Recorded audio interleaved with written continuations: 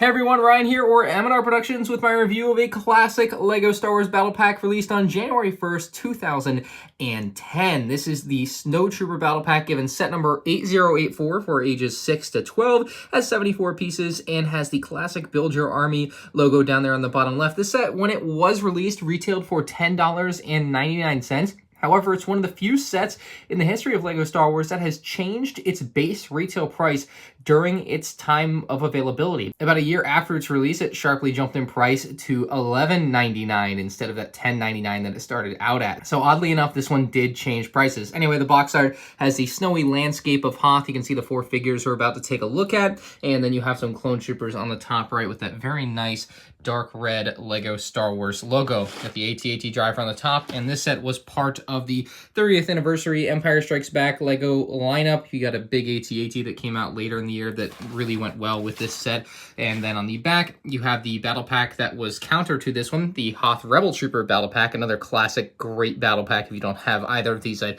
highly recommend picking them up. But you also get the names of all the troops on the back, something that modern day battle packs don't quite do the same way. That's something I really liked about the original battle packs. Opening this beauty should be a breeze. It's got a thumb tab on the back. You pop that, and inside you will just have a couple of bags, probably.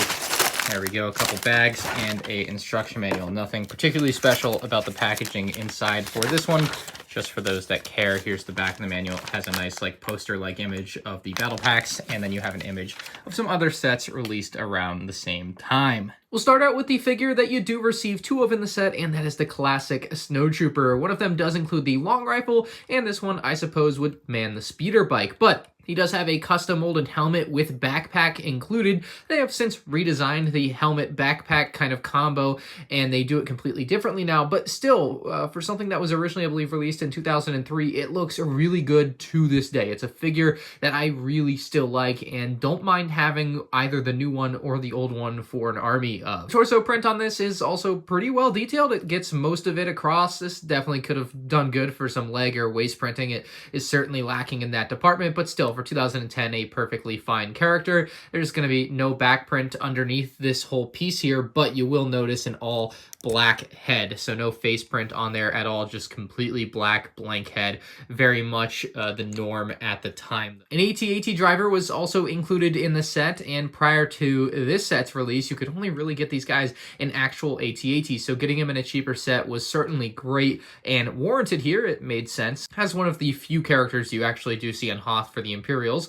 You see a back print, which actually looks, I don't know, kind of pixelated there. I feel like it's not the highest quality print, and then same on the front. It looks fine. It's just missing some of those finer details that we get modern day, but the helmet actually translates really well here. It looks really good for 2010, and it was the newer mold. Underneath that helmet, you'll see a black head again. Very much, like I said with the Snowtrooper, the norm for the time. It's what they did with all the characters.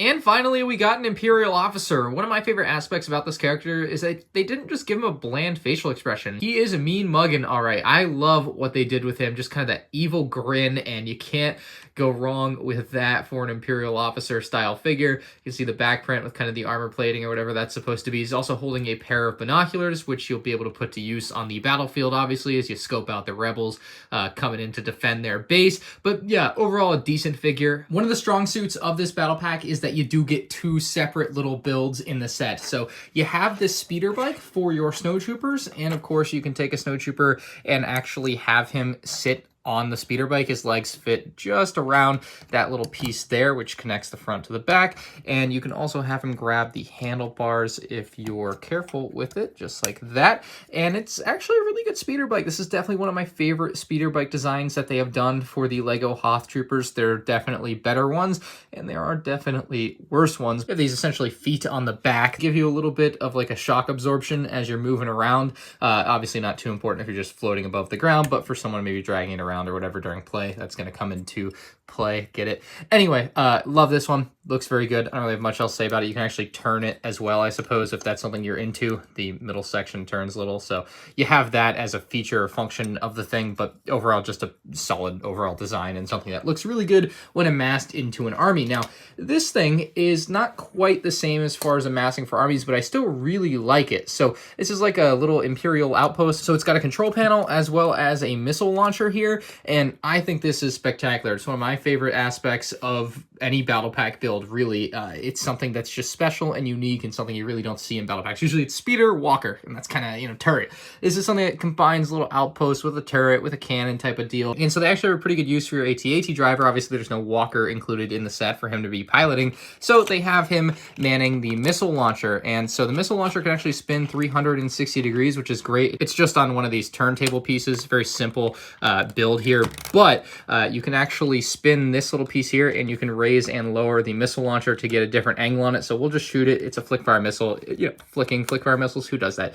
We're just going to push it out, and it actually works pretty decently like that. And I do mean decently in the realist sense. It is nothing too thrilling, but you can literally just have it shoot at a target, and especially when paired with the Rebel Battle Pack that's going to be featured, maybe kids got some use out of. Obviously not the craziest thing ever made. You have this radar dish here, which I like, but it now kind of shows its age. So part of the problem with it is that it can kind of move around a lot, and you can't push it all the way into place because the stud does not have the open hole for the stud. If it was one of the open hole studs, which you can see in more modern day sets, you would actually just be able to stick it clean through and it would work much better. So that's just one of those things where updated pieces would go a long way. You can see the control panel here with a bit of a radar sweep going on, and this is where they actually have you place the Imperial Officer, and you can actually have him make use, I guess, of his binoculars looking out to find some rebels. But yeah, that's basically what you do with this platform. It's something that I think a lot of people that got lots of these sets would just part out and use the plates and pieces for other things.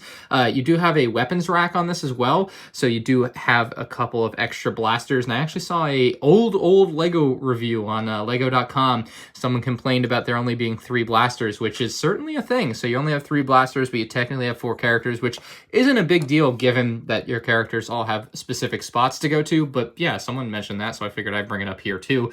And the final thing I wanted to say about this set, at least mine in particular, I found this interesting. Both of these clip pieces for the blasters are supposed to be the same, but I suppose at the time LEGO was making a bit of a change, and I'm not sure in which direction, but one of them has an open hole stud and one of them does not. So I thought that was a very interesting thing about my particular set right out of the sealed bags and onto the build, that they would have different pieces in the same exact packaging. Like, it just feels weird to me that LEGO would have something like that slip through the cracks. That's just not something you normally see. This battle pack is going to get a real solid 8.5 out of 10 from me. The only real con is the lack of massability with these particular items here, but the 2 Snowtroopers and the speeder bike are great. And your comments of, oh, you know, battle packs aren't just for army building, aren't really valid in 2010 because they were still using the build your army mantra here, which is something that has stuck with me ever since, and I love that. It's something I loved about battle packs and continue to love about them to this day when they are something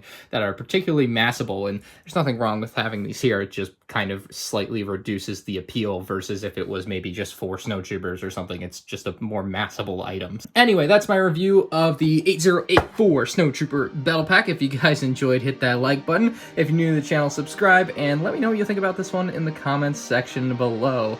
Quite a cool one. Peace out.